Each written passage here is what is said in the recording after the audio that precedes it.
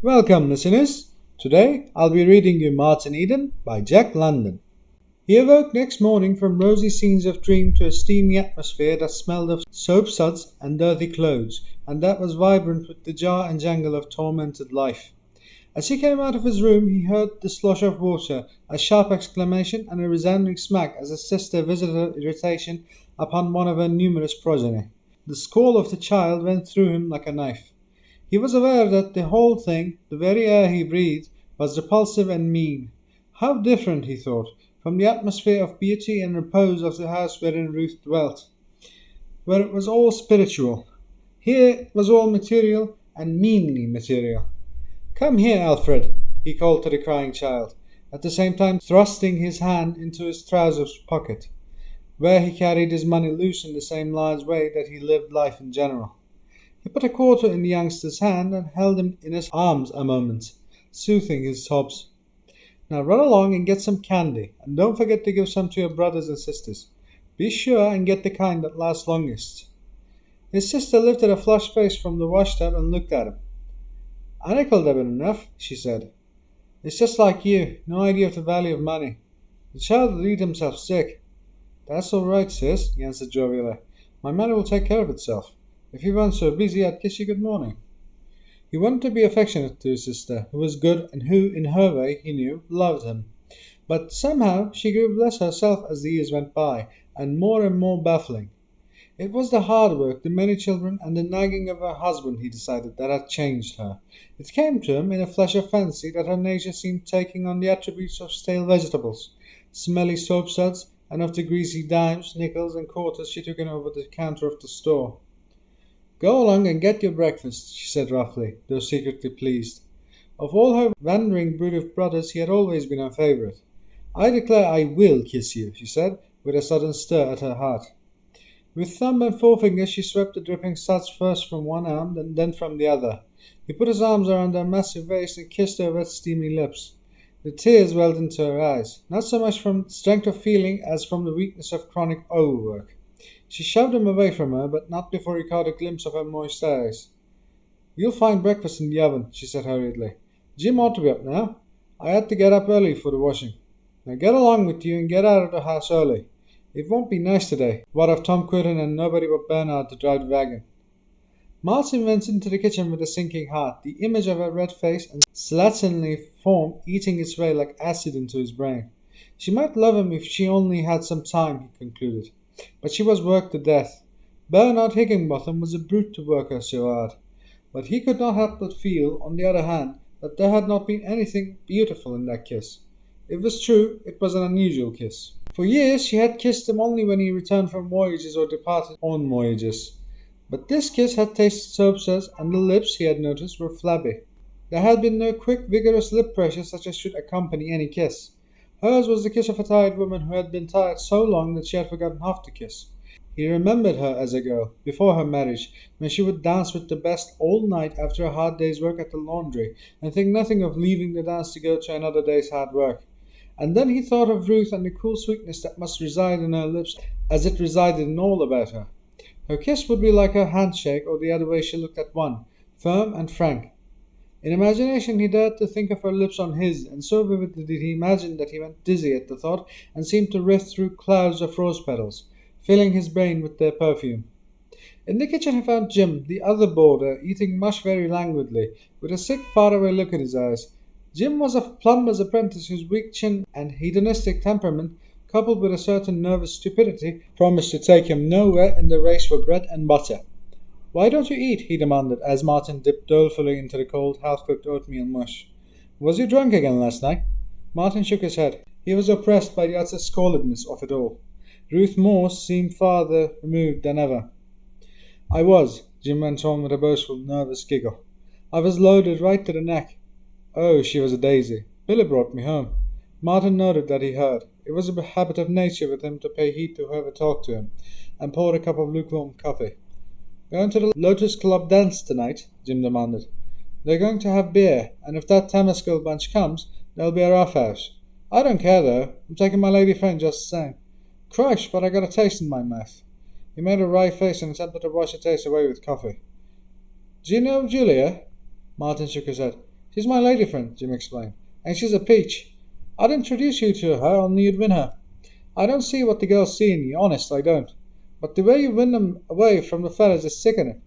I never got any away from you, Martin answered uninterestedly. The breakfast had to be got through somehow.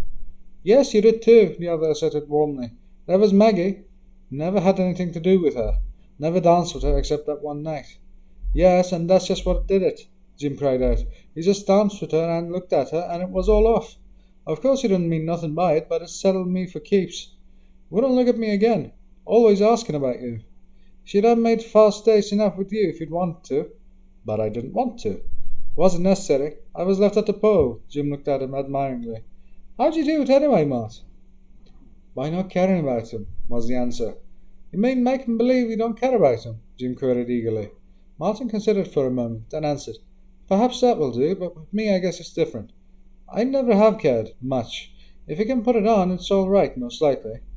You should have been up at Riley's barn last night, Jim announced inconsequently. A lot of the fellas put on the gloves. There was a peach from West Oakland. They call him the Rat. Slick as silk. No one could touch him. We was all wishing you was there. Where was you anyway? Down in Oakland, Martin replied. To the show. Martin shoved his plate away and got up.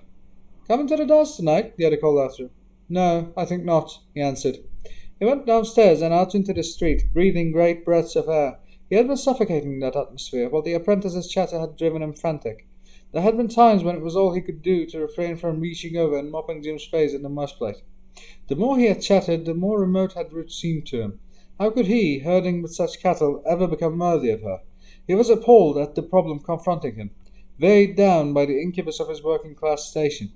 Everything reached out to hold him down. His sister, his sister's house and family, Jim the apprentice, everybody he knew, every tie of life.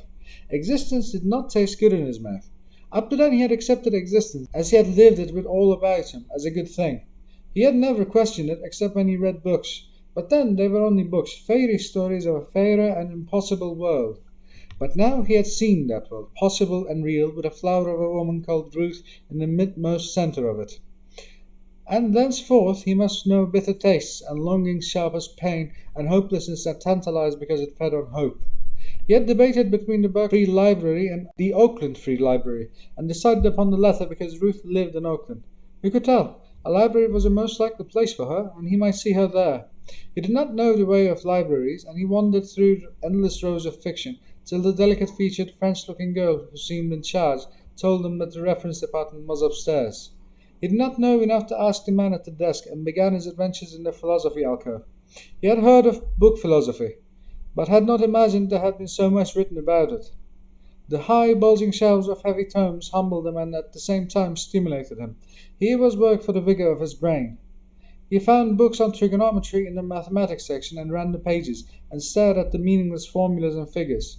He could read English, but he saw there an alien speech. Norman and Arthur knew that speech. He had heard them talking it, and they were her brothers. He left the alcove in despair. From every side the books seemed to press upon him and crush him. He had never dreamed that the fund of human knowledge bulked so big. He was frightened. How could his brain ever master it all?